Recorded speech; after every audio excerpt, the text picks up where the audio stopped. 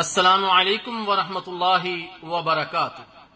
میرے محترم دوستو، ظالم ظلم کر کے بھول جاتا ہے، لیکن اللہ تعالی جل شانہ بھولنے والا نہیں۔